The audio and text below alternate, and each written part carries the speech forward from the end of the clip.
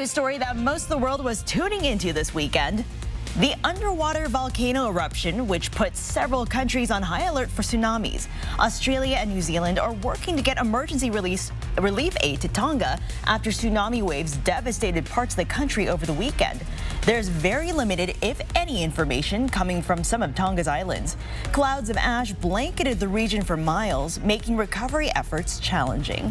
And the eruption put the entire west coast of the U.S. on a tsunami alert. Meteorologist Matt Gray is here with us tonight to explain how this happened. Matt? Yeah, crazy stuff over the weekend, and really all you have to do is you zoom out and you see how a lot of force it took for this eruption to happen and all the effects that were being felt around the world. Even when you're zoomed out this far in the weather satellite picture on this loop here, yeah, the volcano isn't hard at all to spot once it goes off. We also know that the majority of this volcano was underwater, and so the eruption ended up pushing a lot of water out of the way as it happened. Think of it like you're throwing a rock into a pond. Once that water starts moving, it's going to keep going until something stops it. And that's why tsunami waves were seen across the entire rim of the Pacific Ocean.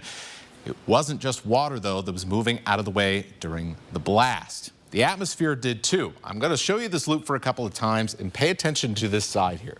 You can kind of see it a little bit, this shock wave that moves out from the volcano eruption as that ash cloud rises high into the air. That is the brute force of that explosive eruption that's pushing the air out of the way. That ash cloud shot up over 18 miles into the atmosphere. By comparison, your average passenger jet flies around 5 miles up. Now, here in the inland northwest, we saw that shockwave actually pass our area on Saturday morning. Look at these 4 weather stations: Spokane, Lewiston, Coeur d'Alene, and Pullman. You'll notice a quick pressure rise and fall right around the same time.